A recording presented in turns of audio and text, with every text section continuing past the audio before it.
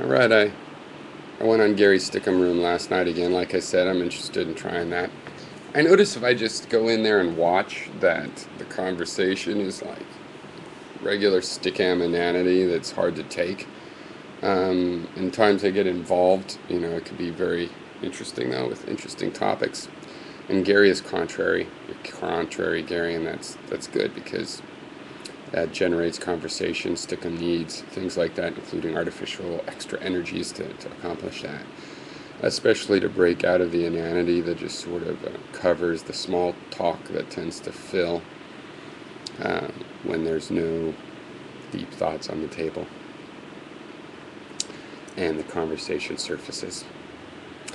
But maybe it's a selection. Maybe I'm not sure if I help it or if it's just that I only start talking when the conversation's already. I don't know.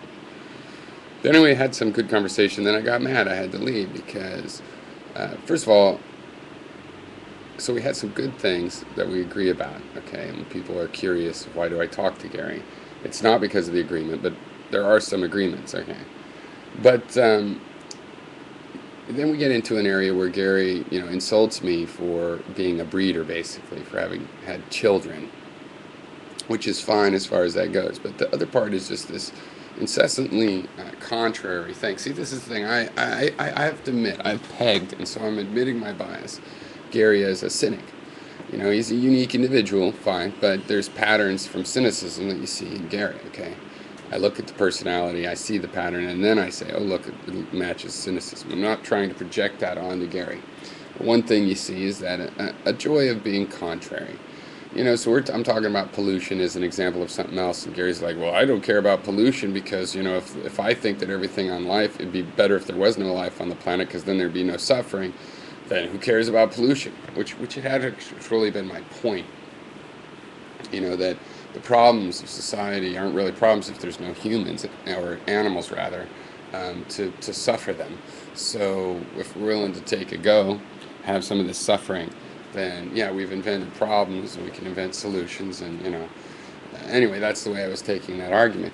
But he says things like this, well, this is just bullshit.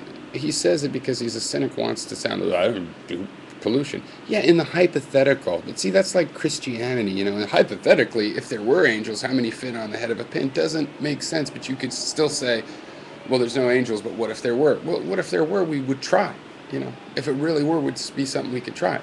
So in the real world, we're not going to sterilize everything. It's not possible. If it was possible, somebody would survive, create a mutated baby, and then, the suffering, Stick with the real world. What you do in the real world, how about? That's the material thing, the changes that actually would make a difference. This hypothetical world of, well, it would be better if life never did.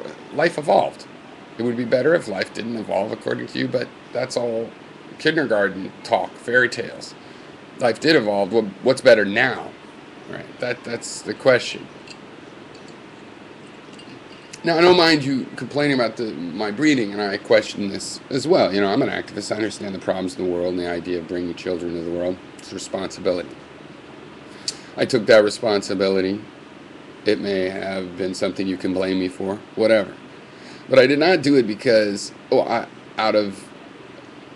did not do it, it was not generated, that desire, out of my belief that you can live a positive life. That was generated out of just my life, okay, prior and during and having the kids, okay?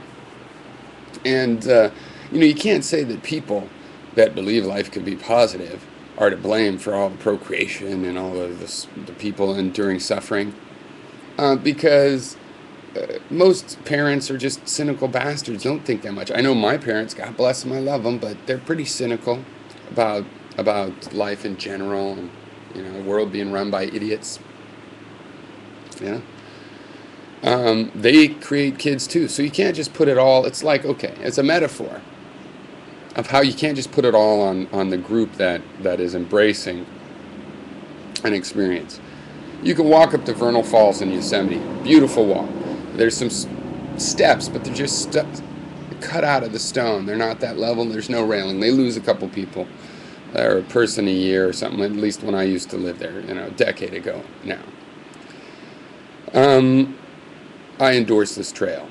I think this is fine. Now you could say, oh, therefore all the weight of all those deaths is on you, Piero. No, it's on them. It's on them. Those people are taking upon themselves. You know, my responsibility is satisfied if I advocate a sign. You know, my side says, yeah, put up a sign. Climb at your own risk. Could be fatal. Rocks could be slippery. There's a waterfall. If the water's really raging, it might spray you. You might, put up a sign. Inform people. I'm fine with feeling that responsible since I'm an advocate of the trail. But when they fall off and they have a problem, that's the risk they took. And when I walk up, I take that risk. It's not the risk I put on people before me that made that trail. I want to take that risk myself and either advocate it, and if I don't, I won't go. Okay. Now, I had kids for the same reason everybody does. It's sort of hormonal. And when you have the kids, you get all positive, like life can be fixed, and the most cynical people can be that way, at least with respect to their kids or carving. They might say, well, the world sucks, but we can carve our own little area. Sometimes people are more cynical than that, but these are all hormonal things. This is the same reason everybody does, every philosophical group. People that don't think they should have kids end up having kids. All kinds of groups end up having kids. You can't try to blame it on me just because I think that once you're here, you can do something with it that is positive for yourself. So I got real upset to have to listen to you say that you're for sterilization, because you're not really. I mean, there are Nazis groups and people, eugenics advocates out there that really believe in sterilization, and that's sort of the humane way to do it. But you're not really one of those people. That's only in the hypothetical land. In the real world, you can't do that, and so you have other plans, right? Like IRV voting or whatever.